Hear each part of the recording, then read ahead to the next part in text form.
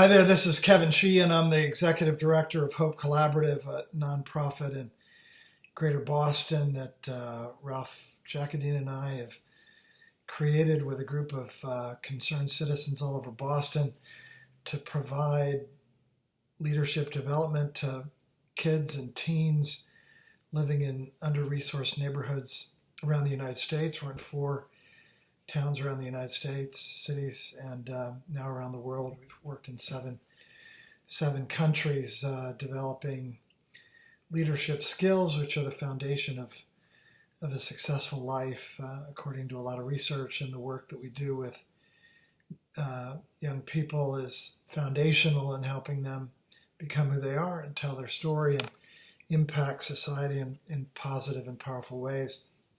Ralph asked me to do a video for you all, a 5-minute segment on resilience. And I always start with spirituality. As he knows, I've been in the Boston area as background for several decades, building companies. My first was in the music business, a retailer called Hear Music. We've developed online leadership software, experiential platforms for working together. I had a national retailing company that connected discovery of music with the shopping experience way back when, one of the more technologized store experiences in the country then and then even now. And went to the Harvard Business School. Reason I came up here.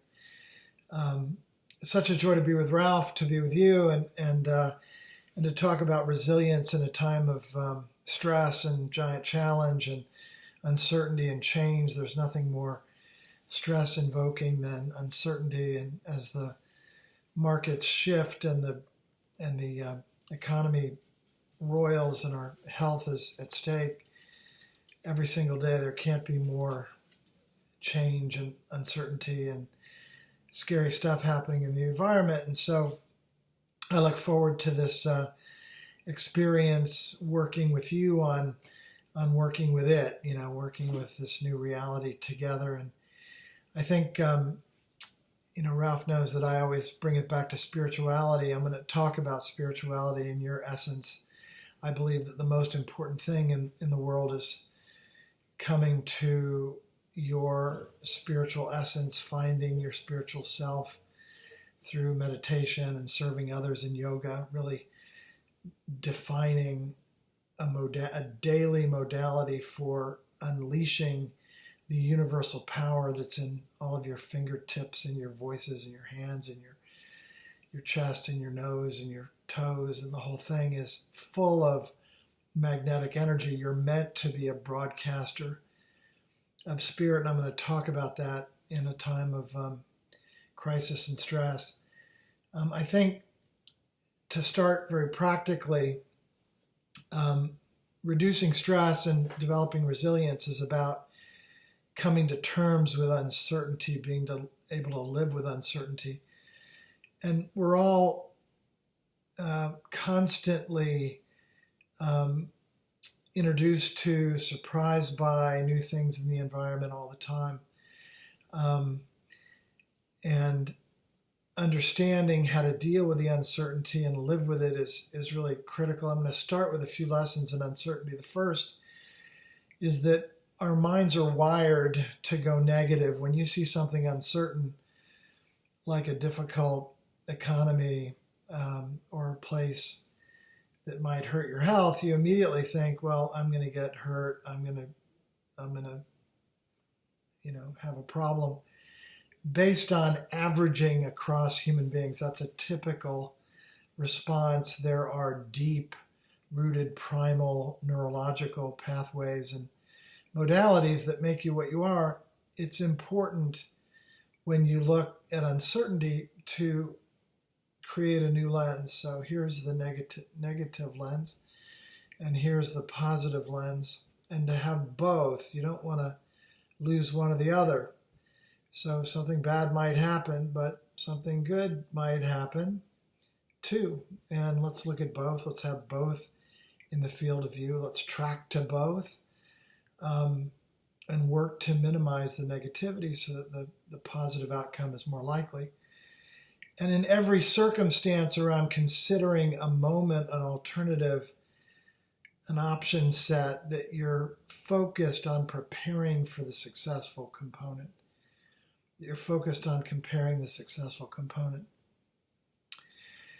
Within that, there's a really nice model called the Goldilocks model, which is not too hot, not too cold, just right. Find reactions and approaches that aren't extreme in the hot or cold. I think Barack Obama said to his teams when he was president of the United States, it's never quite as bad and never quite as good as people talk about. It's somewhere in the middle. So when you chart a course of behavior and response that's in the middle, you're much more likely to be accurate in your response than if you're extreme hot, extreme cold. So the Goldilocks says be in the middle.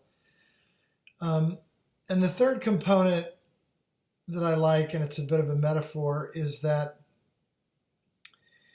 people have compared threats in the environment to people on a wall. So you can respond to threats in the environment by building a wall, and you and your guys and gals go up to the turrets or to the top of the wall with guns or rocks or whatever you're going to have, and expect that everything that comes to you is a threat, is an enemy.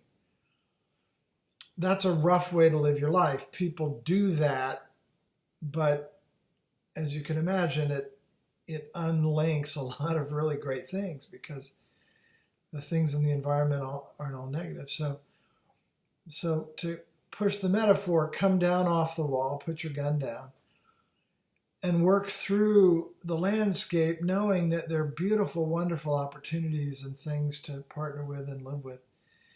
And when you find a threat in the environment, deal with it. Now, it may be a mountain lion a mile away on a mountain. You don't have to respond yet.